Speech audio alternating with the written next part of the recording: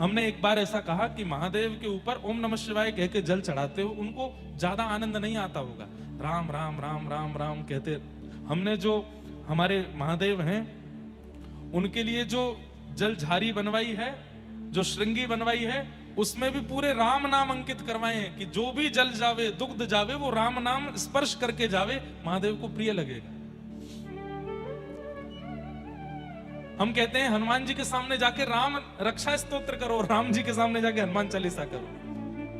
अपने प्रिय की बात सुनने में ज्यादा अच्छा लगता है। अपनी प्रशंसा सुनने में जो प्रसन्न हो वो तो संसारी जीव है, अपने प्रिय की बात सुनने में अच्छा लगता है।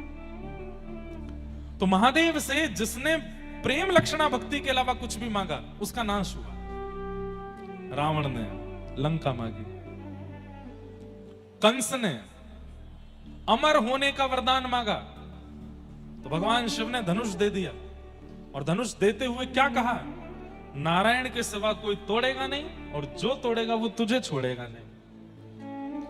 कंस बोले ये कोई बात होती है, मैं तो अमर। अरे तो तू रहे ना अमर, इसको छुपा के रखियो, ऐसी जगह रखियो कि नारायण के हाथ ना पड़े। जब तक नारायण के हाथ नहीं पड़ेगा तब तक तू नहीं मरेगा, और नारायण के अलावा कोई इसको तोड़ नहीं पाएगा। वही नारायण कृष्ण बन करके आए, और प्रसंग आता है, मल्लानाम मशनिर्णिनाम नरवर स्त्रीणाम स्मरो मूर्तिमान गोपानाम स्वजनो सताम चितभुजाम शास्त्रा सुपित्रो शिशु मृत्युर्भोज पतिर विराट विदुषाम तत्वम परम योगिनाम वृष्णीनाम परदेवते विदितो रंगम कथा साग्रज। जब रणभूमि में प्रवेश करते हैं उससे पूर्व उस धनुष को उठाते हैं, और तुरंत बलराम जी महाराज कहते हैं, जय जय, बहुत दिन आए गए आपके हाथ में बंसी देखी है, आज ने एक धनुष उठाए के दिखाओ। और जैसे ही ठाकुर जी ने धनुष धारण किया तो एक क्षण के लिए लगा मानो जैसे त्रेता युग प्रकट हो गया हो और कृष्ण ही राम बन गए हों। बलराम जी महाराज घुटने पर बैठ गए मानो लक्ष्मण बैठे हों, हाथ जोड़ करके। एक प्रत्यंचा चढ़ाई, दूसरी प्रत्यंचा चढ़ाई, आकाश में देवी देवता कहने लगे ये दृश्य हमने पहले देखा है, त्रेता में जनक की सभा में ऐसे ही धनुष उठाया था, ऐसे बिल्कुल वही चाल, बिल्कुल वही अदा, वैसे ही केश हैं, वैसे ही नेत्र हैं। राम कृष्ण के रूप में कोई अंतर नहीं है, एक जैसे हैं दोनों।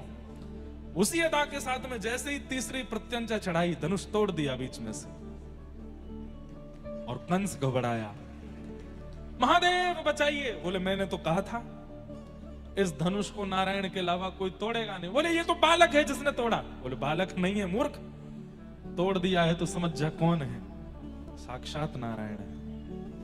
और भगवान गए, जाकर के केश पकड़ करके पटक दिया, कंस को मृत्यु हो गई उसकी।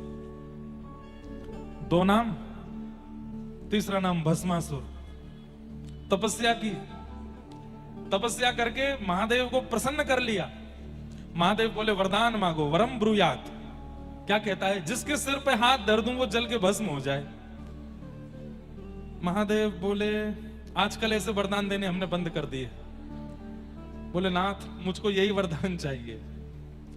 महादेव बोले ठीक है तथास्तु, जिसके सिर पे हाथ धरोगे जल के भस्म हो जाएगा। हो गया वरदान? बोले हाँ आ गया। किसी के सिर पे हाथ धरोगे जल के भस्म हो जाएगा, चेक कर लो।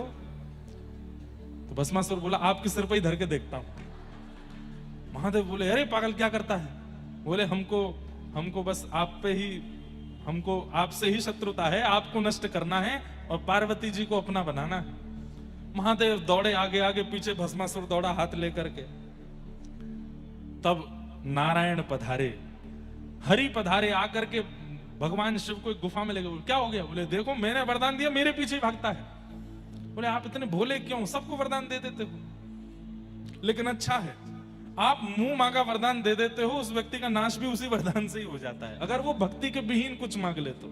रुको मैं देख के आता हूं। भगवान एक सामान्य से व्यक्ति का रूप धारण करके गए और भस्मासुर को बीच रास्ते में रोक करके बोले क्या बात है? बोले हट जाओ मेरे रास्ते से, महादेव गए हैं, उनके सिर पे हाथ धरना है। अच्छा सिर पे हाथ धर के भस्म करोगे? बोले हाँ। कुछ साल पहले मैंने भी तपस्या करके यही वरदान मांगा था, जिसके सिर पे हाथ धर दूं भस्म हो जाए। बोले फिर? उसके सिर पे हाथ रखा। बोले हुए तुम भस्म? बोले नहीं हुए। अरे ये ऐसे ही झूठ बोलते हैं, कह देते हैं तथास्तु लेकिन होता कुछ नहीं है। बोले तो फिर डर के भाग क्यों रहे? बोले इसलिए ताकि तुझको विश्वास हो जाए कि हाँ तू भस्मासुर हो गया है। अब मैं क्या करूं? बोले एक बार अपने ऊपर ही रख के देख ले। कोई है नहीं बलवली, ऐसे ही बोल देते हैं तथास्तु।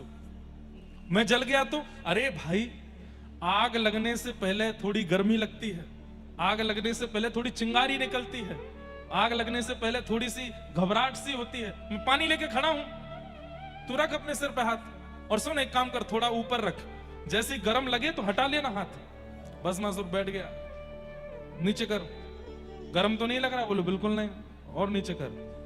गर्मी लगी? बोलो नहीं। बाद में मत कहियो कि आपने बताया नहीं था, और नीचे कर ले। नीचे किया, तू धर ही ले यार, कुछ नहीं होगा, हम कह तो रहे। बस मासूर बोले देख लो भाई साहब, बोले धर ले, तो मैं कह रहा हूं। महादेव दूर से देख रहे हैं, जैसे इस सिर पर हाथ दिया, एक क्षण में अग्नि प्रज्वलित हुई, भस्मासुर जल के भस्म। महादेव दौड़ करके आए, प्रभु को हृदय से लगाया, जय हो प्रभु। ठाकुर जी बोले आज के बाद वरदान नहीं देना ऐसे चलते फिरते किसी को। महादेव बोले, ठाकुर जी बोले वैसे मैं सब जानता हूं, ये सब लीला आपने मुझसे मिलने के लिए की है, कि ताकि मैं आऊं और आपको सुख दूं। ये एक दूसरे के बड़े प्रेमी हैं, हरि और हर, ये एक दूसरे से मिलने का बहाना ही ढूंढते रहते हैं। जब शिव महापुराण की कथा होती है ना, तो नारायण सुनते हैं, और जब भागवत की कथा होती है तो महादेव सुनते हैं, उनको प्रिय लगता है। ऐसे प्रेम, जिसने भी भक्ति विमुख वरदान महादेव से मांगा, उसकी उल्टी गिनती शुरू। इसलिए मत मांगो। हम आपको रोक नहीं रहे हैं कि भैया महादेव हमको पेपर में पास कर देना, महादेव हमको, हमारे एग्जाम आ रहे हैं, हमारे पेन हम छुपा देते हैं महादेव से, पेन इसमें शक्ति भर दो, लिखें तो महाराज धारा प्रवाह। महादेव से कृष्ण प्रेम मांगो। भाई जिसके पास जो वस्तु होती है वही तो मांगी जाती है। आप हमसे आकर के कहो कि महाराज जी कोई फिल्मी गाना सुनाओ, कैसे गा दूंगा मैं, मेरे को नहीं आता, मैं कैसे सुनाऊंगा। आप मुझसे कहो कोई कीर्तन सुना दो, तो सुना दूंगा, क्योंकि मेरे पास वो है। अब आप जाकर के किसी हलवाई की दुकान पर मिठाइयां रखी और आप जाके बोलो भैया वो 2 इंच वाला बोल्ट दे दो, थोड़े नट दे दो, पेचकस दे दो, वो गए कहाँ आ गए भाई, मिठाई की दुकान है, रसगुल्ला लो, गुलाब जामुन लो, और क्या मिलता है, हाँ पेठा लो और घेवर लो। ये नट बोल्ट तो मिस्त्री की दुकान पे जाओ। ऐसे ही महादेव से केवल प्रेम मांगिए। मैं आपको विश्वास के साथ कह सकता हूं, नेत्रों के आंसू बंद नहीं होंगे यदि महादेव प्रसन्न हो गए तो। धारा प्रवाह कृष्ण विरह में नेत्र सजल ही रहने वाले हैं सदा। इतना प्रेम है उनके पास, लेकिन कोई प्रेम नहीं मांगता। सब संसार के विषय भोग वस्तु मांगते हैं। महाकाल भगवान के मंदिर में इतनी भीड़ लगती है, बड़े बड़े लोग जाते हैं, खिलाड़ी जाते हैं, स्टार्स जाते हैं, ना जाने कौन कौन जाते हैं। किस लिए गए? हम मैच में जीत जाएं इसलिए गए, हमारी पिक्चर अच्छी चल जाए इसलिए गए, हमारा व्यापार बढ़िया चल जाए इसलिए गए। अरे ये सब मत मांगो महादेव से।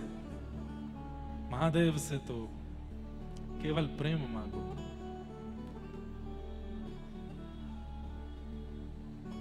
नरसिंह मेहता, पता नहीं क्यों इस कथा में बार बार हमारे जो बल्केश्वर महादेव के सेवाधिकारी हैं, आप भी गुजरात से हैं ना, और नागर ब्राह्मण हैं, नागर ब्राह्मण ही हैं नरसिंह मेहता।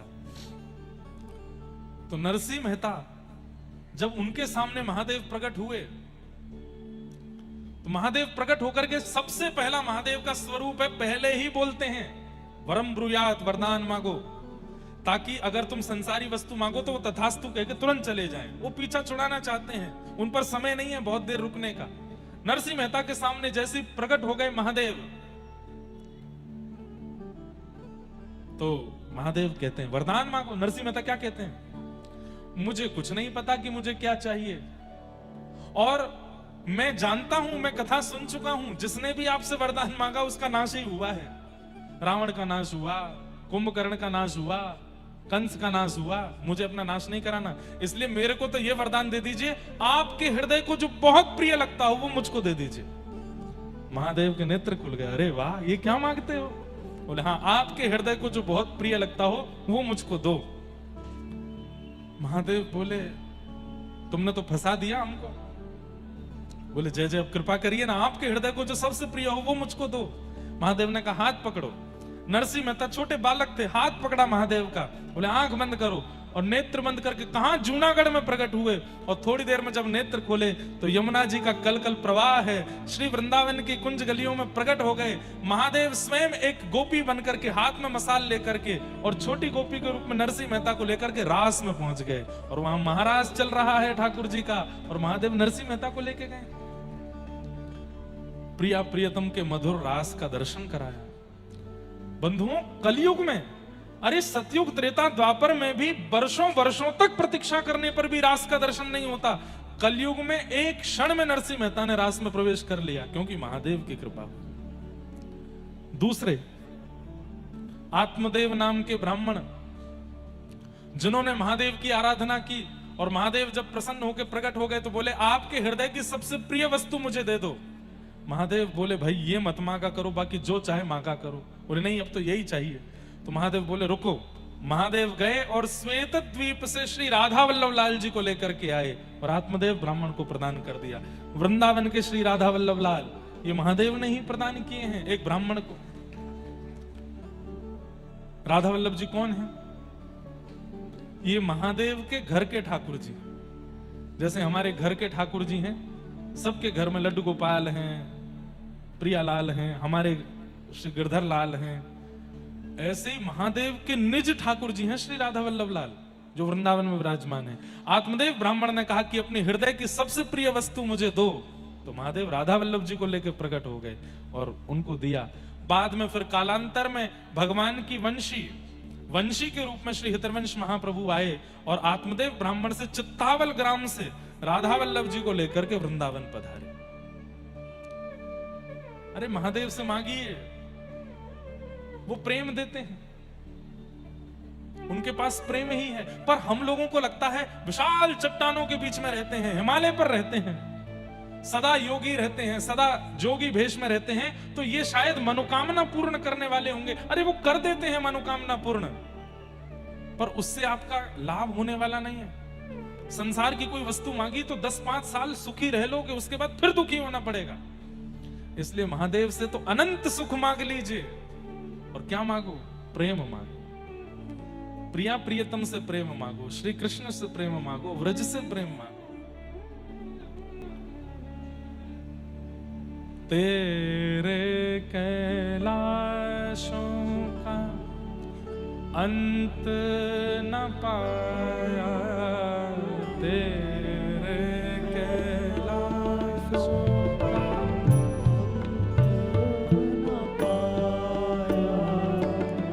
अंत बेअंत तेरी माया, ओ भोले बाबा अंत बेअंत तेरी माया। आओ शिव कैलाशों के बस भोली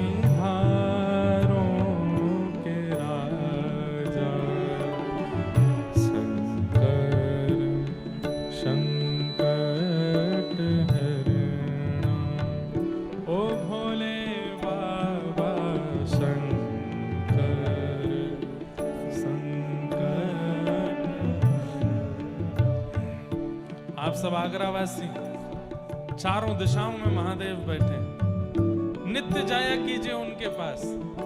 बल्गेश्वर महादेव प्रणाम किया कीजिए और कहा कीजिए कि वृंदावन से प्रीति बढ़े हमारी, व्रज से प्रेम बढ़े हमारा, ऐसी कृपा करो। ओ शिव कैलाशों के बस भोली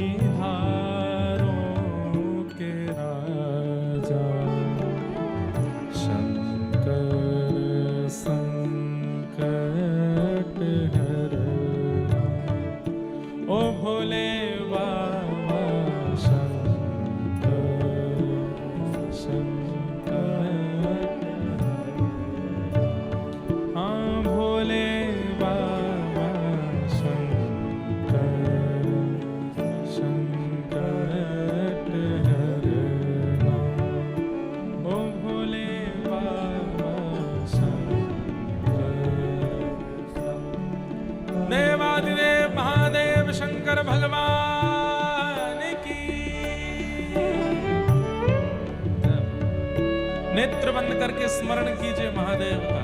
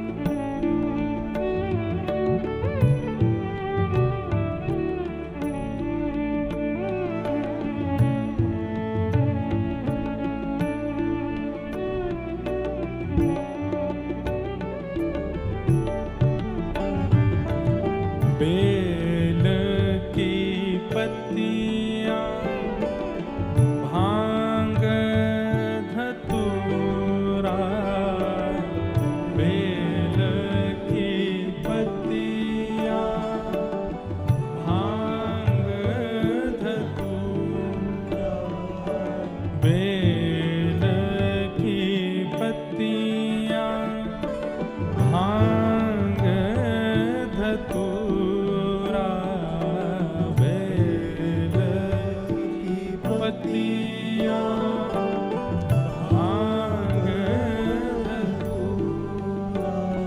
हे शिव जी के मन को लुभाए, ओ भोले बाबा शिव जी के मन को,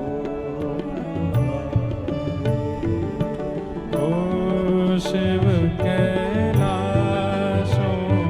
के वस धौली धारों के राजा, शंकर संकट हरना, हो शिव कैलाशों के वस धौली धारों के राजा, शंकर संकट हरना, ओ शंकर संकट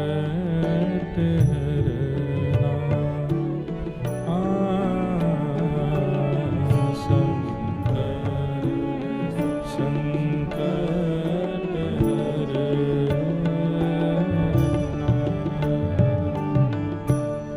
बोलो देवादिदेव महादेव शंकर भगवान की जय। नमः पार्वती पतये हर हर महादेव। तो ऐसे महादेव जिनकी कृपा सन्निधि से ये कथा हो रही है पुरुषोत्तम मास में, तो महादेव से कुछ और मत मांगिएगा, क्योंकि वस्तु मिल तो जाएगी पर लाभकारी नहीं होगी। मैं ऐसा नहीं कहूंगा कि नाश होगा, पर हां ऐसा जरूर है कि कलयुग में भगवान ने नाश करना बंद कर दिया है। व्यक्ति अपने कर्मों से मरता है, इसलिए ठाकुर जी यहां उद्धार नहीं करते, स्वीकार करते हैं। कलयुग में भगवान उद्धार नहीं करते हैं किसी का भी। जैसे सतयुग त्रेता द्वापर में सुदर्शन चक्र घूम रहा है, कभी भगवान की गदा चली जाती है, कभी भगवान बाण मार देते हैं, आदि आदि। कलिकाल में भगवान को हमारे ऊपर दया आती है कि भाई ये बड़े अबोध बालक हैं, इन पर क्या करें, बोले अपने कर्मों से ही मरेंगे। इसलिए यहां नाश नहीं होता, लेकिन हां यदि महादेव से कुछ ऐसा मांगा जो प्रेम विहीन है तो उससे बहुत लाभ नहीं होगा। इसलिए महादेव से मांगना है तो प्रेम मांगो, और ठाकुर जी का प्रेम मांगो, वही दे सकते हैं। भीगे देव हैं, 24 घंटा भीगे ही रहते हैं, और भीगे देव के पास जाओगे तो आपको भी भिगो देंगे। प्रेम में भिगो देंगे, भाव में भिगो देंगे। आज यही मेरे चल रहा था कि मैं पहले दिन से बल्केश्वर महादेव के चरणों में आया हूं, पर महादेव को अच्छे से स्मरण नहीं कर पाया। हमने कहा आज स्मरण करके ही नंदोत्सव की कथा में चलेंगे। नंदस्त्वात्मज उत्पन्ने जाता ह्लादो महामना आहूय विप्रान वेद ज्ञान स्नातः सुचिरलंकृत वाचयित्वा स्वस्तेनं जातकर्मात्मजस्य वै कारयामास विधिवत पितृदेवार्चनं तथा। नंद जी के लाला भयो है। अब सब लोग बिल्कुल ध्यान से सुनो, ब्रज लीला आपको सुना मैं। नंद जी के लाला भयो है। ऐसा हमारे पूज्य नाना जी पंडित श्री कृष्णलाल शास्त्री जी बहुत अच्छे ब्रज साहित्य के विद्वान थे। वो हमको बड़ी कथाएं सुनायो करते। मोते कहते, बोले लाला एक बात बता। मैंने कि हाँ। ठाकुर जी जन्मे देवकी के यहाँ। मैंने कि जी। तो फिर यशोदा के यहाँ जावे को ये औचित्य कहो। 11 वर्ष के काजे गए, फिर लौट के वहीं देवकी के पास आए गए। मैंने नाना जी आप ही बताओ। तो हमारे नाना जी एक बड़ी सुंदर कथा सुनाया करते कि नंद बाबा के कुल पुरोहित हैं श्री सांडिल्य मुनि। इसलिए हमारे ब्रजमंडल में सांडिल्य गोत्रीय ब्राह्मण अधिक मिलेंगे और सनाड्य ब्राह्मण जिनको कहते हैं खूब मिलते हैं। तो सांडिल्य मुनि जो हैं ये नंद बाबा के कुल पुरोहित हैं। सब लोग इधर देखो, ध्यान से श्रवण करो। नंद बाबा समय समय पर यज्ञ अनुष्ठान कराते रहते हैं कि क्यों? कि हमारे वंश को वर्धन हो, हमारे वंश में कोई ऐसा बालक आवे जो हमारी पीढ़ी को आगे लेके चले। और पीढ़ी को आगे लेके चले वह बालक को संकल्प काय भाव से करें? बोले विष्णु आराधनार्थाय। जैसे लोगों के चित्त में भाव होता है कि हमारी संतान हो, उससे हम क्या उम्मीद करते हैं, क्या एक्सपेक्ट करते हैं? बड़े होकर के पढ़ लिख के विद्वान बने, हमारे वंश को आगे बढ़ावे, हमारी संपत्ति को आगे बढ़ावे, हमारा नाम रोशन करे। लेकिन नंद बाबा की उम्मीदें कुछ और हैं। क्या उम्मीदें हैं? 9 लाख गैयां हैं नंद भवन में, मेरे बाद इनकी सेवा कौन करेगो, इनको गोबर कौन उठावेगो, इनको चरावे कौन जावेगो? तो गैयान की सेवा के काज एक ग्वारिया चाहिए। हमारे घर में बिन बुलाए संत आते रहे, में उनको प्रणाम करवे वारो, दक्षिणा करवे वारो, उनकी सेवा करवे वारो, संत सेवा हरिजनन की सेवा करवे वारो एक सेवक चाहिए। व्रजमंडल के राजा हैं नंद बाबा, लेकिन राजान जैसे काम ना है तो कहा करें? बोले ब्रजवासीन के घर घर जाए के सब सुखी तो हैं, सब प्रसन्न तो हैं, यही पूछते रहे। तो मेरे बाद कौन पूछेगो? और इन ब्रजवासीन की चरणन की धूल में सदा लौटवे को काम कौन करेगो? कहीं पर भी वंश बढ़े, संपत्ति बढ़े, आदि आदि कामनाओं से पुत्र की कामना नहीं है। स्पष्ट है विष्णु आराधनार्थाय। विष्णु संबंधी जितनी भी वस्तु हैं उनकी आराधना करने के लिए एक बालक चाहिए, ये संकल्प करते हैं ना नंद बाबा। तो हमारे नाना जी कहते, बोले लाला हर यज्ञ में यही संकल्प करते हैं, गैयन की सेवा करवे वारो, ब्रजवासीन की सेवा करवे वारो, संत जनन की, रसिक जनन की सेवा करवे वारो एक लाला मुकु चाहिए। तो ठाकुर जी इतने प्रसन्न हो गए कि जन्मे तो देवकी के यहां, लेकिन जन्म लेते ही दौड़ करके आए नंद बाबा के यहां। क्यों? बोले आपने जो बालक की कामना करी है, ऐसो बालक मैं कोई और दे ना सकूं, ऐसो बालक बनके तो मैं स्वयं ही आऊंगा। गैयन की सेवा, हरिजनन की सेवा, ब्रजवासीन की सेवा ये मुत बढ़िया कोई ना कर पावेगो, या हमारे में कोई अंश नहीं भेजूंगो, कोई आशीर्वाद नहीं भेजूंगो, मैं स्वयं आऊंगो। तो एक कारण तो ये, इसलिए ठाकुर जी नंद बाबा के यहाँ है। दूसरा कारण बहुत सुंदर, तो सांडिल्य मुनि यज्ञ कराने आते रहते हैं। सांडिल्य मुनि नंद बाबा के परिवार से भली भांति परिचित भी हैं, लेकिन एक बार सांडिल्य मुनि कहीं बड़े व्यस्त हो गए, आ नहीं पाए, और उन्होंने अपनो भांजो भेजो कि लाला तू चलो जा नंद बाबा के यहाँ कि यज्ञ है वह कराया।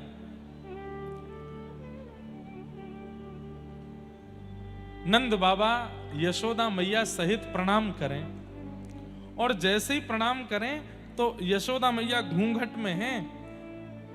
अब ये ऐसी भी बात है कि नंद बाबा उम्मीद छोड़ चुके हैं कि अब हमारे लाला होएगा, क्योंकि यशोदा मैया 80 वर्ष की है गई, नंद बाबा भी 80-85 के आसपास के हैं।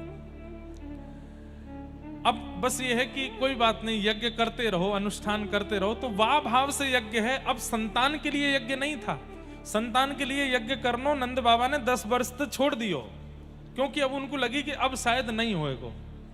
तो जब सांडिल मुनि के भांजे आए और नंद बाबा और यशोदा मैया ने जब प्रणाम किया, तो यशोदा मैया घूंघट में है, तो नंद बाबा प्रणाम करके गए। अब नए नए ब्याह करें ना तो एक संग प्रणाम करें, लेकिन जब समय निकल तो चलो जाए ना, तो पति पहले कर जाए, फिर पीछे थोड़ी देर बाद पत्नी आवे वो करे, ऐसा होवे बाद में। नए नए तो संग ही करेंगे सब जगह। तो नंद बाबा प्रणाम करके बैठ गए, बतिया रहे, कुछ बात कर रहे। इतने में यशोदा मैया आई। तो यशोदा मैया 16 श्रृंगार करके हमेशा रहे में और घूंघट में रहे में। जैसे ही आई करके प्रणाम करी तो सांडिल मुनि के भांजे को लगी इनके घर की कोई नई बहू है, और प्रणाम करते ही माने आशीर्वाद दियो, पुत्रवती भव चिरसौ भाग्यवती भव। यशोदा मैया उनसे तो कुछ नहीं बोली, नंद बाबा तो घूंघट उठा के बोली, इनते कह दो ऐसो आशीर्वाद ना दियो करें जो है ना सके। तो नंद बाबा सांडिल मुनि के भांजे बोले, कहा कह रही हैं? अरे बाबा जी मेरी घरवारी है। अच्छा आपकी घरवारी है? मुंह को तो लगी कोई नई बहू होएगी, मैंने तो ऐसे ही जान के आशीर्वाद दियो। अब हमने प्रतीक्षा तो बहुत करी, यज्ञ भी बहुत किए, लेकिन अब ठाकुर जी की इच्छा ना है तो कोई संतान भई ना है, तो अब हमने वहां उम्मीद से यज्ञ करने बंद कर दिए। अब तो बस विष्णु प्रसन्नता के लिए हम करें। लेकिन सांडिल मुनि को भांजो नैष्ठिक ब्राह्मण बोलो, नंद बाबा एक बात सुनो। बोले कहा, मोहते निकरी है पुत्रवती भव, तो पुत्रवती भव होंगी ये। चाहे आपकी कुंडली में संतान नहीं हो, चाहे आपके घर में संतान नहीं हो, पर इनके यहां संतान होएगी होएगी होएगी। बोले ऐसा कैसे, ऐसा क्या? बोले ब्रह्म वाक्यम जनार्दनम, ब्राह्मण को बोलने की देरी होती है, उसको पूरे करने की जिम्मेवारी तो ठाकुर जी की होती है। अब मुंह से निकली है तो पूरी ठाकुर जी करेंगे। मेरे तो मोहते निकर गई कि अब इनके लाला होएगा, अब पूरी करने की जिम्मेवारी ठाकुर। इसलिए ब्राह्मणों से कहते हैं, आशीर्वाद दे दो, ने कछु अच्छो बोल जाओ परिवार के लिए। क्यों? ब्राह्मण बोल देते हैं तो ठाकुर जी उसको पूर्ण करने में लग जाते हैं। लेकिन ब्राह्मण कैसे हों? त्रिकाल संध्या करने वाले हों, भागवत जी आदि पुराणों का नित्य पाठ करने वाले हों, ब्राह्मणोचित कर्म करने वाले हों, तो ही ब्राह्मण का आशीर्वाद फलेगा, नहीं तो नहीं फलेगा।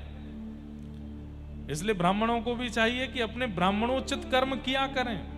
त्रिकाल नहीं तो 2 काल, 2 काल नहीं तो 1 काल गायत्री संध्या करनी है। तिलक स्वरूप के बिना माथा सूना नहीं रखना है, शिखा सूत्र धारण करने हैं, नित्य गायत्री उपासना तो करनी ही करनी। अगर ब्राह्मण ये नहीं करता तो उसकी वाणी फलती नहीं है। लेकिन ब्राह्मण यदि ये करने लग जाए, कुछ ना करे, केवल गायत्री उपासना ब्राह्मण प्रारंभ कर दे, अगर वो कह देगा कि तुम्हारे घर में ये हो जाए तो वो होके रहेगा, ये उसकी वाणी में सामर्थ्य आ जाती है। लेकिन उसके लिए ब्राह्मण को परिश्रम करना पड़ेगा, गायत्री उपासना करनी पड़ेगी। तो सांडिल मुनि के भांजे आशीर्वाद देकर के गए, बोले कि मैया अब तो पुत्र होएगा। तो हमारे नाना जी कहते, ब्राह्मणों की बात को सत्य करने के लिए और नंद बाबा जो संकल्प करें गौ सेवा, रसिकन की सेवा, संतन की सेवा, या भाव को पूर्ण करने के लिए ठाकुर जी नंद बाबा के यहाँ आए। इससे हमें क्या सीखने को मिलता है? जो नव विवाहित यहाँ बैठे हैं, जो कालांतर में जिनके घर में लाला लाली होंगे, सदा यही संकल्प करो, सुंदर हो, धनवान हो, पढ़ा लिखा हो, अच्छे भाग्य वाला हो, ऐसा मत मांगो। ऐसा मांगो गौ सेवा करवे वारो हो, संतन की सेवा करवे वारो हो, रसिकन की सेवा करवे वारो हो, महापुरुषन की सेवा करवे हो। वा के जन्म के बाद हमारे घर में विश्व भर के संतन को आगमन प्रारंभ हो जाए, हमारे घर में गैया आ जाए, हमारे घर में नित्य ठाकुर जी की प्रिय वस्तु आवे लग जाएं, ऐसो भगवत भक्त हमारे घर में जन्म ले, ये मांगो। पढ़े लिखे तो बहुत हो रहे हैं आज संसार में, पर संस्कारी बालक नहीं हो रहे हैं, बुरा मत मानिएगा। संस्कार विहीन बालक जन्म ले रहे हैं भारत में, संस्कार नहीं है उनके पास। अब तो कथाओं में आने लग गए हैं, थोड़ा बहुत सीख रहे हैं, नहीं तो बिल्कुल बड़े शहरों में आप चले जाओ, वहां के बालकों से आप मिलोगे तो यूं कहोगे भाई तू काय को आगो, भारत में विलायत में चलो जा, अंग्रेजी तो नीचे बोलेंगे नहीं, उल्टे सीधे खान पान, उल्टी सीधी बातें करेंगे, उल्टे सीधे गाने सुने। संस्कार पढ़े लिखे बहुत हैं, 90% से ऊपर ही आ रहे हैं उनके, पर संस्कार में शून्य। फिर क्या होता है, माता पिता खुश तो बहुत हो जाते हैं कि हमारा बालक पढ़ लिख के विद्वान हो गया, लेकिन बाद में जब माता पिता से ही दुर्व्यवहार करता है तो दुखी रहते हैं। पढ़ लिख तो गया, लेकिन वो जो प्रेम हमको चाहिए था, वो जो संस्कार हमको चाहिए था, वो नहीं मिले।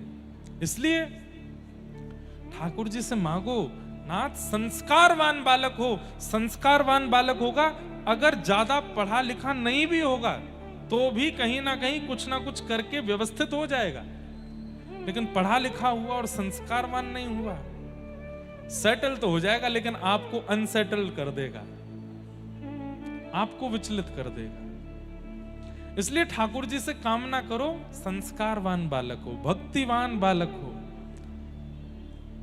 ठाकुर जी की भक्ति करने वाला बालक हमारे घर में जन्म लेवे, ऐसी प्रार्थना करो। तो ठाकुर जी के घर लाला भयो, ब्रजवासीन को जैसी पतो चली कि नंद भवन में लाला भयो है, अब तो महाराज स्थिति देखो ऐसी, सब अपने अपने घर में दौड़ करके गए हैं। और सवेरे सवेरे को समय दही मथ रही थी अधिकतर गोपियां, तो वही दही ले ले, अरे कहां सुनने को आई है, नंद रानी के लाला भयो है, बोले हाँ लाला भयो है। तो अब व्यवस्था हो तो व्यवस्थित वस्तु लुटाई जाए, तो व्यवस्था नहीं थी तो क्या कर रही हैं, दही मक्खन और दूध इन्हीं को ही एक दूसरे पर छिड़का रही हैं, अरे बधाई हो नंद बाबा के लाला भयो है। तब कोई ने आए करके कही, बोले कोरो कोरो सफेद सफेद दही दूध घी सब उछाल रही हो, या में सुखनाए मिल लो, ऐसो उछालो जासे ने रंग लगे। तो अंदर गई हैं, जाकर के वहां में हल्दी दूब आदि ये सब मिलाए करके लाई हैं, और महाराज दधी कानो हेरो, जहां देखो वहीं पीरे पीरे दही उछाले जा रहे हैं, और सब नंद घर आनंद भयो जय कन्हैया। इसमें सबसे बड़ी आश्चर्य की बात क्या है, ये ब्रजवासी जो उत्सव मना रहे हैं, इन्होंने अभी तक लाला को देखा भी नहीं है, और बिना देखे ही इतने उत्साह में उत्सव मना रहे हैं। इसका मतलब क्या है, कृष्ण केवल एक बालक के रूप में नहीं, वातावरण के रूप में, वायु के रूप में, प्रकृति के रूप में, स्पर्श के रूप में, मतलब पूरे व्रजमंडल के रूप में कृष्ण आ गए हैं। बिना देखे ही उतना उत्साह प्रकट हो रहा है। बिना फोटो देखे छोरा भ्याकू हाँ कर दे, ऐसो होवे नहीं होवे। पहले फोटो देखेगो, पहले मिलेगो, फिर हाँ करेगो। लेकिन बिना देखे ही इतने उत्साह में भर गए। अरे उत्साह का वर्णन यदि आप सुन लेंगे भागवत जी में, अवाद्यंत विचित्राणी वादित्राणी महोत्सवे, 6 महीने तक नाचते रहे ब्रजवासी। कब रात हो रही है, कब दिन हो रही है, किसने खाया किसने पिया कोई पता नहीं। एक दूसरे के कंधा पे चढ़ चढ़ के वही के सिर को ढोलक बना बना करके नाच रहे। नंद घर आनंद भयो जय कन्हैया लाल की, यशोदा के लाला भयो जय कन्हैया लाल की। ये उत्साह आया कैसे? क्योंकि केवल एक बालक के रूप में कृष्ण नहीं है, संपूर्ण व्रजमंडल ही कृष्ण बन गया है। सबको दर्शन के बाद जो सुख मिलना चाहिए वो पहले ही मिलने लगा है। सबके हृदय को शांति आनंद, मानो ऐसा लग रहा है कि अब हमारा पालक आ गया, व्रज पालक आ गया। गैयाएं भी नृत्य कर रही हैं, बछड़ा भी नृत्य कर रहे हैं, सब आनंद में हैं, सब गा रहे हैं। बंधुओं, उस उत्साह की एक बिंदु, और बिंदु भी नहीं कहूंगा, उस बिंदु का भी दशांश हम लोग अनुभव करते हैं। वो उत्साह का समुद्र कितना अद्भुत रहा होगा। बड़ी बड़ी कथाएं आती हैं नंदोत्सव की। एक कथा सुनाऊं? नंद बाबा अटारी पे खड़े होकर के लुटा रहे हैं। रत्न लुटा रहे हैं, सोना लुटा रहे हैं, हीरे लुटा रहे हैं। इतने में ही नंद बाबा कहाँ देख रहे हैं? सब लोग इधर देखो। नंद महर घर धोटा जायो, बरसाने से टीको आयो। ये हमारे ब्रज में गायो जाए, नंद महर घर लाला जायो, बरसाने से टीको आयो। टीको कब आवे? टीको को मतलब जाकू पूरी दुनिया में रोका बोलो जावे ना, हमारे ब्रजमंडल में वाकू टीको बोल रहे हैं। वाकू टीको हेरो है, मतलब संबंध पक्को है गो। लाला 6 दिना को भयो, बस अभी 100 वर भी पूरे ना भये, और 6 दिना तो ज्यादा कह रहा हूं, 2 दिना को ही भयो है, अभी 100 वर भी ना भये। इतने में कहा देखने को मिल रहा है? वर्षा है रही है का बाहर है? अच्छा नहीं, यही चल रहे हैं। आज ज्यादा शांति लगी तो ऐसे लोगों वर्षा तो नहीं। अच्छा, आज वृंदावन में इतनी जोर की आंधी आई है, इतनी जोर की आंधी तूफान वर्षा भई है, लेकिन आगरा में शांति। बाहर है रही है क्या बारिश? नहीं है रही। इधर देखो, यहाँ पे देखो, काय को देख रहे हो बाहर? यहाँ देखो। वैसे आज वर्षा को दिन है, क्योंकि आज गिरिराज धरण लीला है ना। है रही है? बाहर वाले झूठ बोल रहे हो, बाहर वाले तो मना करने ना है रही। अरे है रही है, भीतर इंद्रेश जी बरस रहे हैं। सुन लो, सुनो सुनो सुनो। अरे यहाँ सगाई पक्की है रही है, तुम बाहर देख रहे हो, यहाँ देखो। नंद बाबा ने देखी, ये सबरी भीड़ के बीच में थे, और ये इतनो सारो सामान सिर पर धर करके कौन आए रहो है? इतने में कोई ने हल्ला किया, अरे बाबा। बोले हाँ, बरसाने के हमारे श्री वृषभानु बाबा आ रहे हैं। नंद बाबा के बचपन के मित्र हैं श्री वृषभानु जी। वृषभानु बाबा और नंद बाबा दोनों यमुना स्नान करवे जायो करते, और दोनों हाथ पकड़ के डुबकी लगा के कहते, मेरे लाला भयो और तुम्हारी लाली भई, तो हम या मित्रता को संबंध में परिवर्तित कर देंगे, एक दूसरे को ब्याह कर देंगे। भानु बाबा भी बोलते, मेरे लाला भयो तुम्हारी लाली भई, तो हम फिर उनको ब्याह कर देंगे। बोले हाँ ठीक है। आज अभी तक किशोरी जी को जन्म नहीं भयो है। 2 मत हैं हमारे व्रज के, एक मत में किशोरी जी 1 साल बड़ी हैं, एक मत में किशोरी जी 1 साल छोटी। अब बड़ी हो चाहे छोटी हो, हम तो यही कहमे, हमारे माई श्यामा जू को राज। चाहे बड़ी हो चाहे छोटी हो, राज उन्हीं को ही है व्रजमंडल में। तो अभी तक किशोरी जी को जन्म भयो नहीं है। ठाकुर जी को जन्म भयो, और महाराज वृषभानु बाबा टीको लेके आए गए। नंद बाबा उतर करके आए। नंद बाबा को पहले लगी कि लाला हेवे की खुशी में बधाई लेके आए। नंद बाबा बोले, आओ भैया, मित्र बड़े, तुम्हारी कृपा सो और तुम सबन की कृपा सो, देखो लाला भयो है।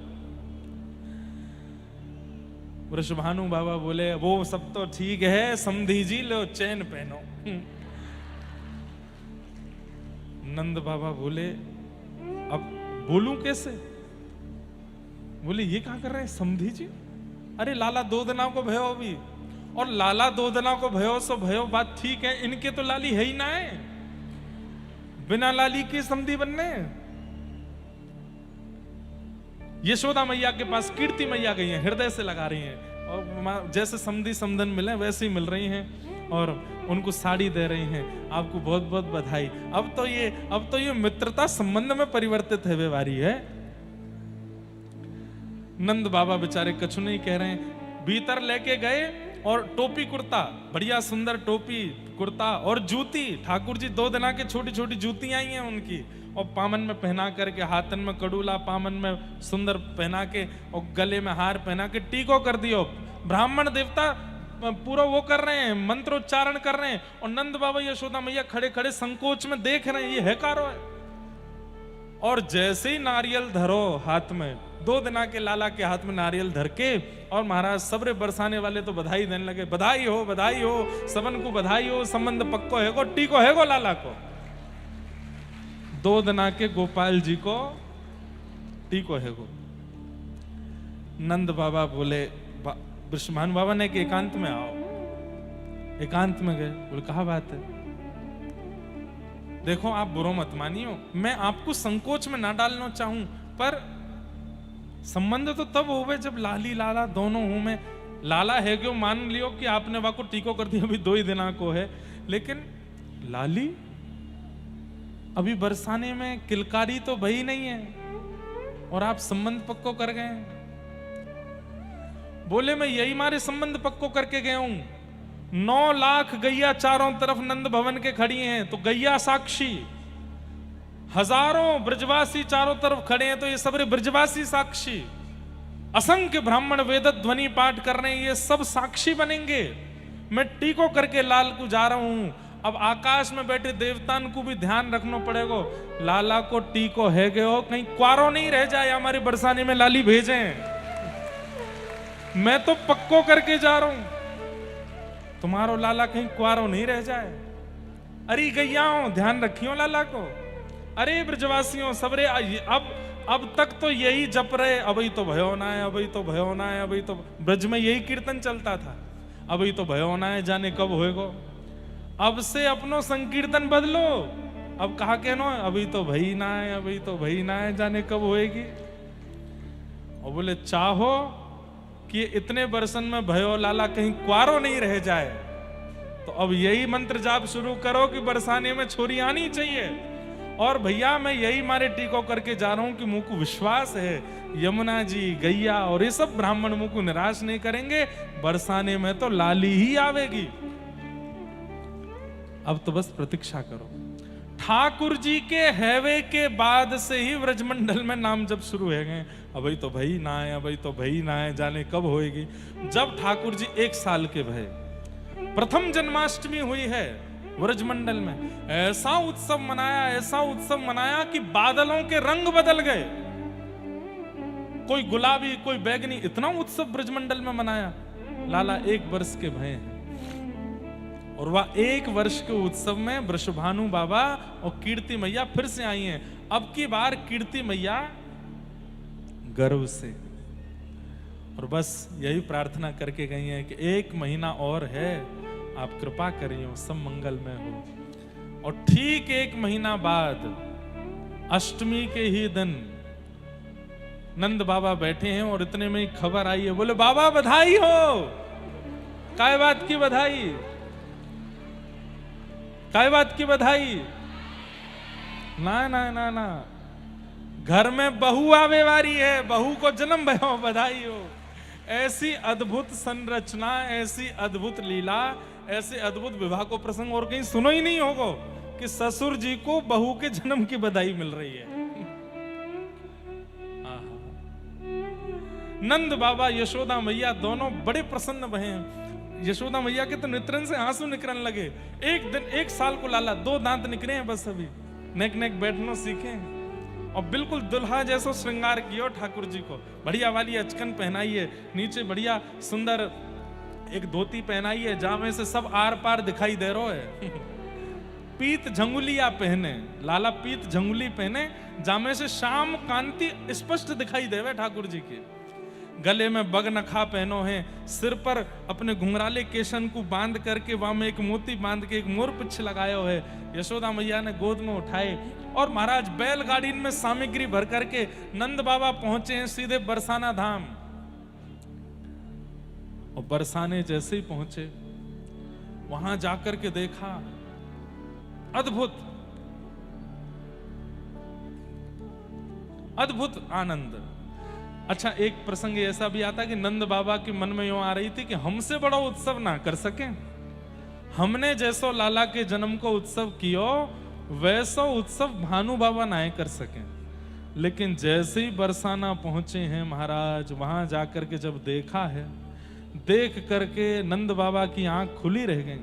आहा, प्रगटी श्री राधा रूप अगाधा, सब सुख सादा नावे, मुनि प्रेम अगाधा मेटन बाधा, लग रही कोटि लजावे, ब्रज घर घर माई बटत बधाई। ये आगरा वाले इनको सौभाग्य है कि 2 दिना में कृष्ण जन्म और किशोरी जी को जन्म दोनों हीरो यहाँ पे। कहीं कहीं मुंह को तरंग आ जाए तो मैं किशोरी जी को जन्मोत्सव कर दूं, नहीं तो हर जगह ना हो वे।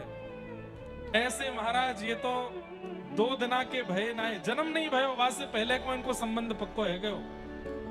लेकिन ये प्रकट रूप में सब जगह सार्वजनिक कथाओं में विवाह का प्रसंग नहीं है, ये केवल रसिकों के लिए रखा गया। इसलिए कहीं कहीं गर्ग संहिता आदियों में भगवान के विवाह का किशोरी जी के साथ प्रसंग बताया गया। ये नित्य एक हैं, हमारे नित्य किशोर अजन्मा, बिहरत एक प्राण दो तन्मा। हमारी हरिदास परंपरा में कहते हैं कि प्रिया प्रियतम तो सदा सदा से एक हैं। ये कोई द्वापर में जन्म हुआ उसके बाद से इनकी प्रसिद्धि नहीं। गोलोक धाम नित्य है और वहां नित्य गोलोक धाम में प्रिया प्रियतम नित्य विहार करते हैं, नित्य एक दूसरे के संग रहते हैं। और इस नित्य केली का अनुभव पहली बार इस द्वापर युग में ठाकुर जी ने कराया। नहीं तो ये नित्य केली केवल और केवल रसिकों के लिए और महादेव सरी के कुछ देवताओं के लिए थी बस। और कोई इस नित्य प्रिया प्रियतम की केली को देख नहीं सकता था। इस द्वापर से पहले, ये तो इस द्वापर में ठाकुर जी ने हम जीवों पर कृपा करके व्रजमंडल में प्रकट होकर के प्रिया जी के साथ उस नित्य केली का कुछ अंश हमें अनुभव कराया। तो लाला 6 दिना के भय और पूतना नाम की राक्षसी आई। भगवान ने अपने नेत्रन पे हाथ धर लियो। क्यों? क्योंकि भैया पूतना रूप बदल करके आई। बहुत ध्यान से सुनिए सब लोग। अत्यंत सुंदरी बनकर के पूतना आई थी। ठाकुर जी ये बात कहना चाहे भैया, तुम जैसे मैंने बनाए हो वैसी ज्यादा रहे करो, ज्यादा अपने हृदय मन बुद्धि पर लीपा पोती मत करे करो। समझ में आई बात? जैसे हो वैसे मेरे सन्मुख आ जाओ। इसमें श्रृंगार का अभिप्राय नहीं है, हृदय का अभिप्राय है। हृदय बुद्धि जैसी है वैसे मेरे सन्मुख आ जाओ। ज्यादा आडंबर करके पाखंड करके यदि मेरे सन्मुख आओगे तो मैं तुमको देखूंगा नहीं, अपनी आंख मूंद लूंगा, जैसे मैंने पूतना को नहीं देखा। ठाकुर जी के नेत्रों के अधिकारी बनिए। कथा क्या है? कथा भी एक श्रृंगार घर है। यहां पर आने वाले प्रत्येक श्रोता का श्रृंगार किया जाता है। और श्रृंगारी कौन है? हम श्रृंगारी हैं। और श्रृंगार की सामग्री क्या है? कथा, कीर्तन, भजन और उपदेश, ये हमारे पास सामग्री है। इन सामग्रियों से हम आप सबका श्रृंगार कर रहे हैं। लेकिन श्रृंगार में भी होता है ना कि जब कोई श्रृंगार कराता, नहीं ये हमको मत लगाना, नहीं ये हमको नहीं लगवाना। तो ऐसे यहां पर बैठे हुए श्रोता भी हैं, किसी भाव के प्रति उनकी भावना होती है, नहीं ये हमको नहीं चाहिए, हाँ ये वाला हमको चाहिए। तो जो श्रृंगार आपको प्रिय लगता है आप करा लेते हो। श्रृंगार किस लिए किया कराया जाता है? किसी को रिझाने के लिए। पर यहां हो रहे श्रृंगार से केवल और केवल राधा रमण लाल ही रीझते हैं।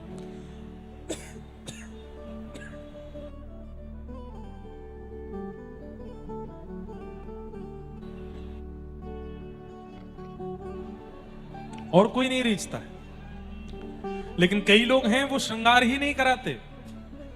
वो श्रृंगार घर में आकर के जैसे आए थे वैसे ही चले जाते हैं। तो फिर सब लोग टोकते हैं उनको, अरे भाई तू श्रृंगार घर में जाकर के भी अपना श्रृंगार करा के नहीं आया। तो यहां हजारों लोग आ रहे हैं पर सबका श्रृंगार नहीं हो रहा, किसी किसी का हो रहा है।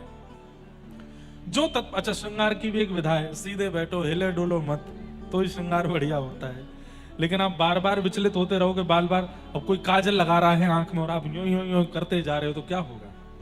जगन्नाथ जी बन जाओगे, कारे कारे ऐसे आंख है जाएंगे।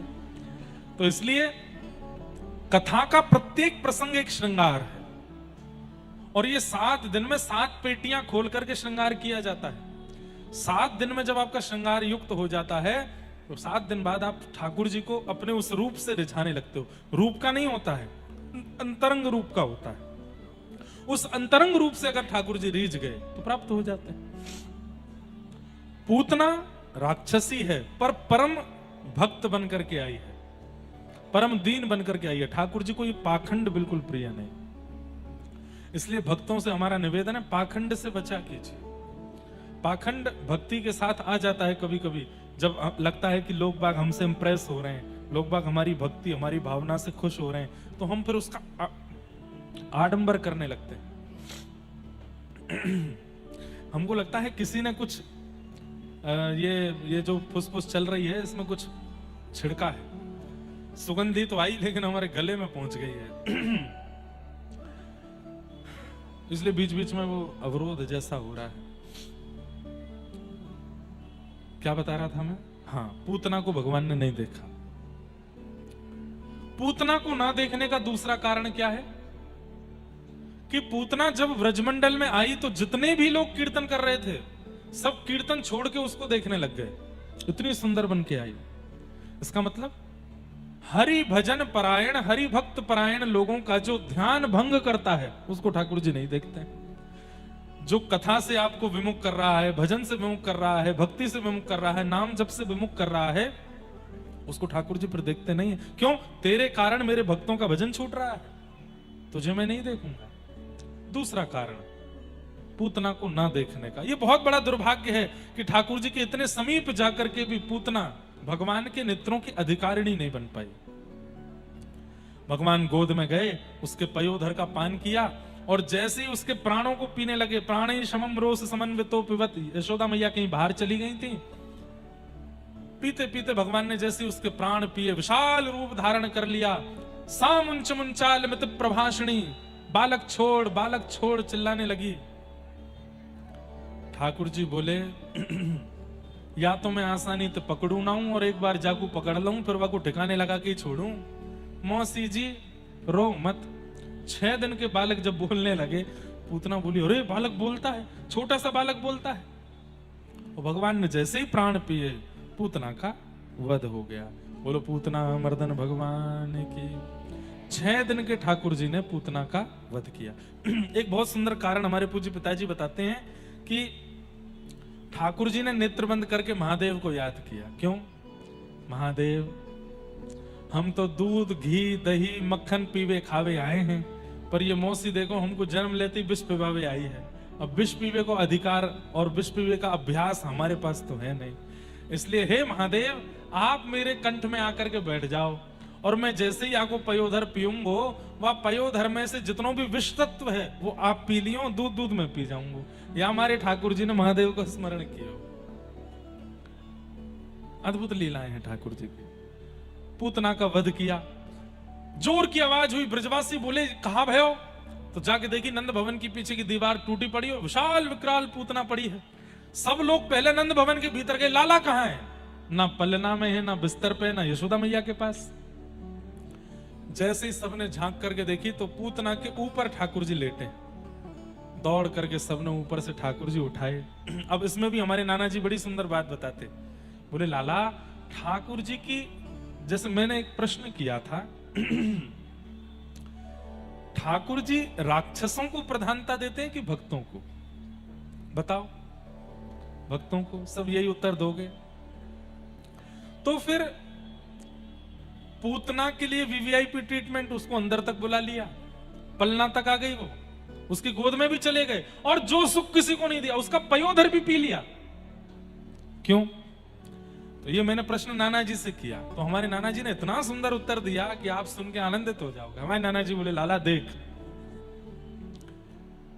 ठाकुर जी जब प्रकट भये तो 6 दिना के अंदर लगभग ब्रजवासी ने लाला के दर्शन कर लिए, लाइन लगा के सबने देख लिए। गुस्सा है गई कौन? गौशाला की सबरी गैया।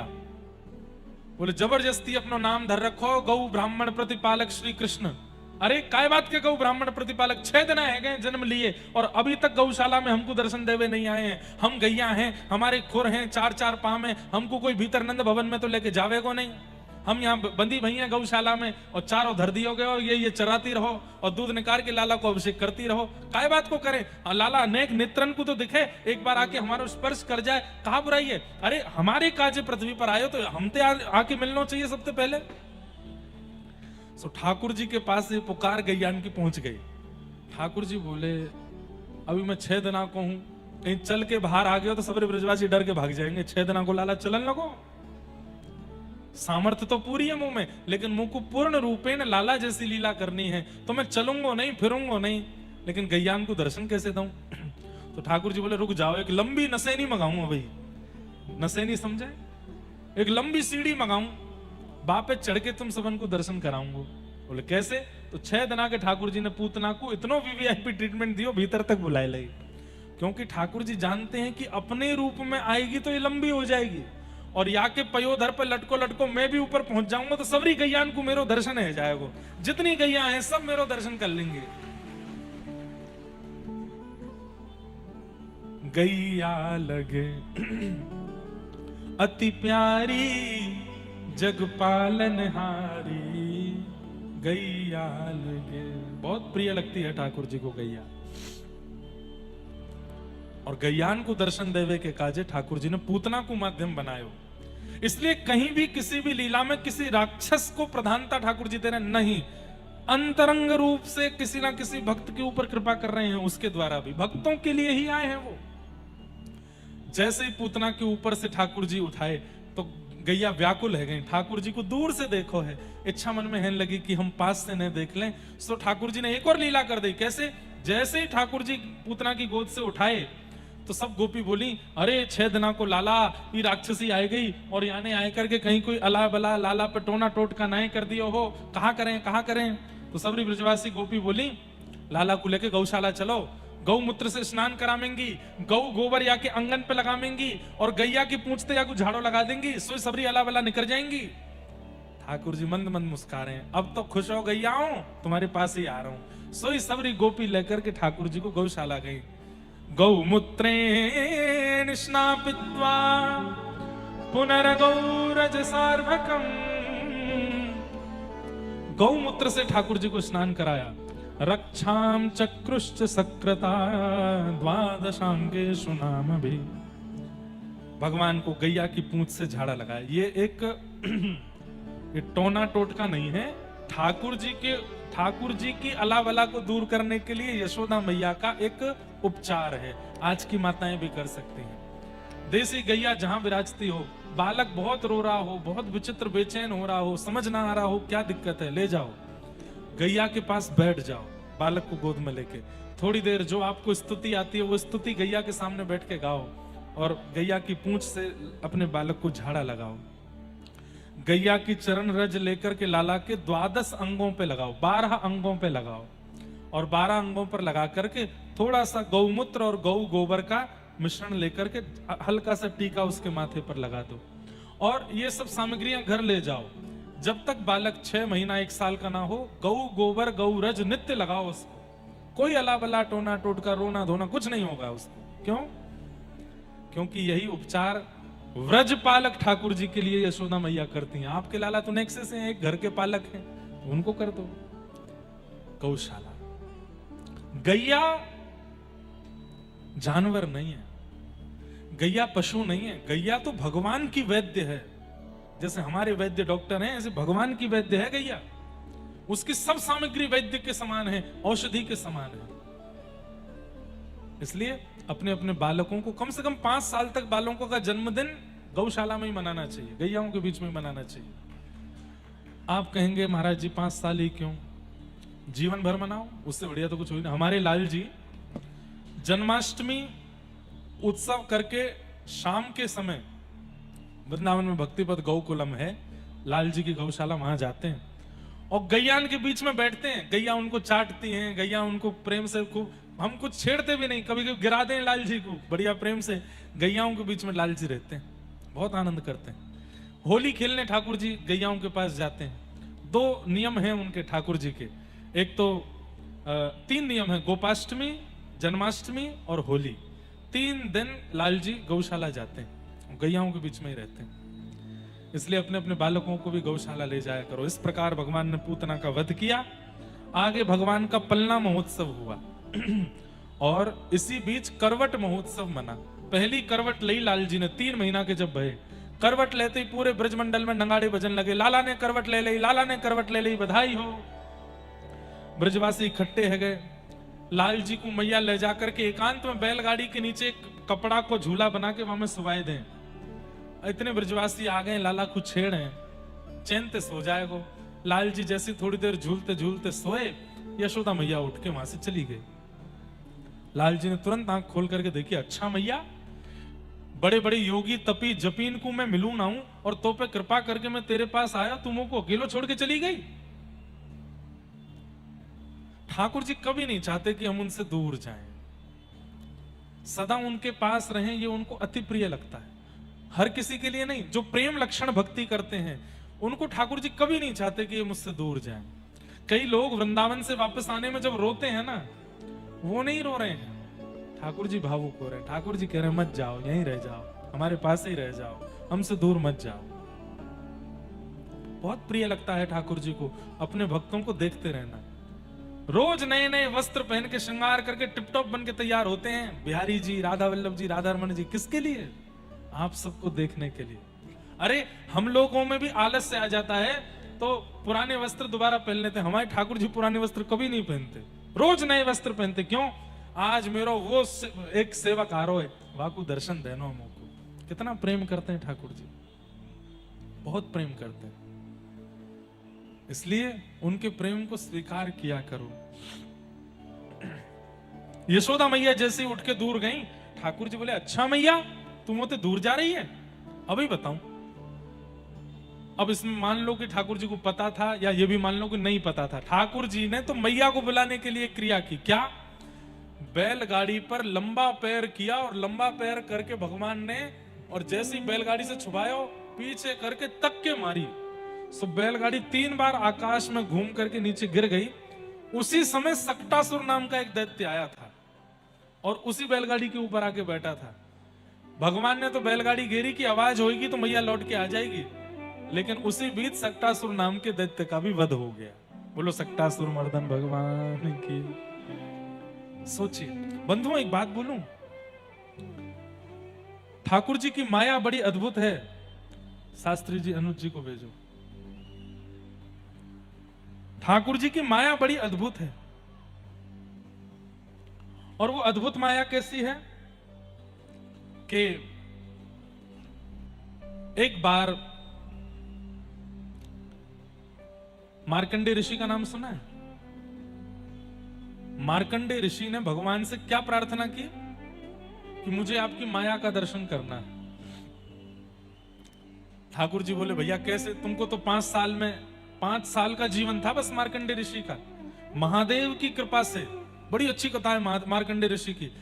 मार्कंडे ऋषि एक काशी के ब्राह्मण के यहाँ आपका जन्म हुआ, तो काशी के ब्राह्मण ने तप करके महादेव को प्रसन्न किया। महादेव प्रसन्न होकर के बोले वरदान मांगो। बोले एक पुत्र दे दीजिए। तो महादेव बोले कुपुत्र दें कि सुपुत्र दें? बोले ये कैसा प्रश्न है? बोले कुपुत्र देंगे उसकी आयु तो लंबी होगी लेकिन परेशान बहुत करेगा, और सुपुत्र सुख तो बहुत देगा लेकिन अल्प आयु में चला जाएगा।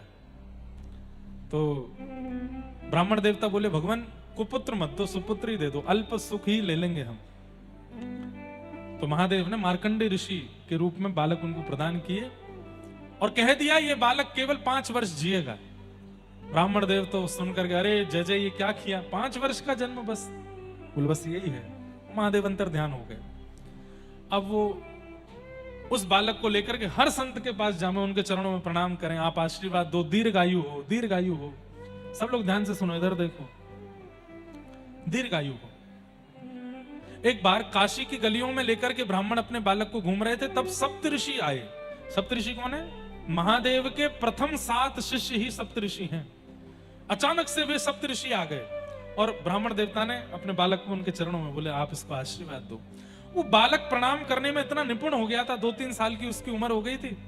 वो प्रणाम इतना अद्भुत करता था कि जो संत जन होते थे उससे प्रभावित हो जाते थे। सप्तऋषियों ने आशीर्वाद दिया, दीर्घायु भव।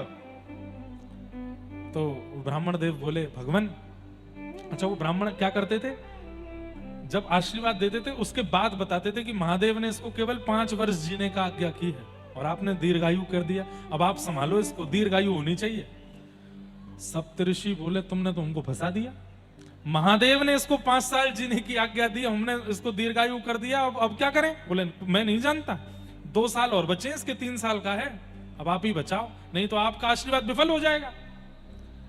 सप्तऋषि बोले सीधे महादेव के पास तो नहीं जा सकते, हमारे गुरुदेव हैं वो। तो उस बालक को लेके ब्रह्मा जी के पास गए और बालक से कहा ब्रह्मा जी को लंबी दंडौत करना और जैसे तुम करते हो वैसे ही करना। गोल मटोल बढ़िया सुंदर स्वरूप था। ब्रह्मा जी को जाकर के आहा ऐसे दंडौत करें, फिर उठें, फिर दंडौत करें, फिर कभी नासिका से दंडौत करें, कभी एक पैर पे एक पैर रख के दंडौत करें। ब्रह्मा जी इतने खुश हो गए, अरे अरे अरे वाह वाह वाह, बड़ा प्यारा लाला है, दीर्घायु भव।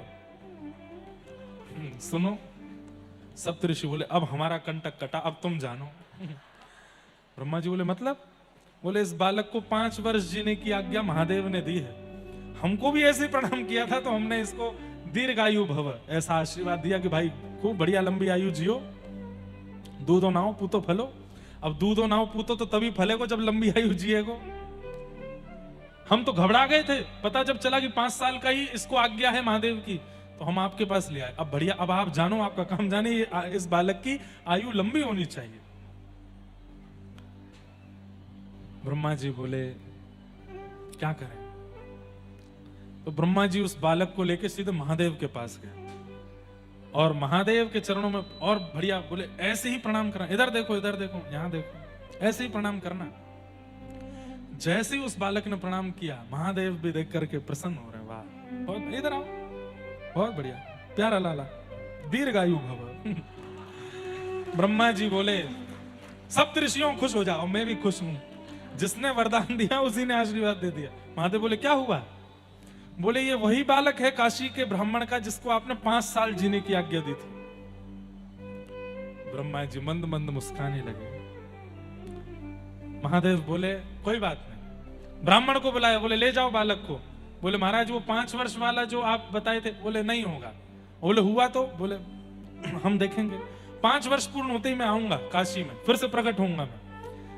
और मार्कंडेय बालक जब 5 वर्ष के हुए, यमराज प्रकट हो गए और यमराज प्रकट होकर के जैसे उस बालक को पकड़ने लगे, इतने में ही त्रिशूल आया महादेव का और ब्रह्मा जी के यमराज के सामने आकर के खड़ा हो गया। बोले नहीं छू सकते इस बालक को।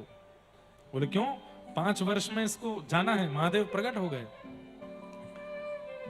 बोले भगवान आपने ही प्रथम वाक्य दिया है कि ये 5 वर्ष में जाएगा, और ये हमारे देव समाज का नियम है कि पहली बात पहले पूरी होगी, दूसरी बात बाद में। तो पहली बात है कि 5 वर्ष में इसको जाना है, तो वो तो पहले होगा। अब आपने इसको वरदान दिया, आशीर्वाद दिया, वो मैं नहीं जानता। महादेव बोले सुनो, हमारे सामने बैठो। बैठ गए। बोले मानवों के 5 वर्ष और ब्रह्मा के 5 वर्ष और हमारे 5 वर्ष और नारायण के 5 वर्षों में अंतर होता है। हमारे 5 वर्ष कैसे होते हैं?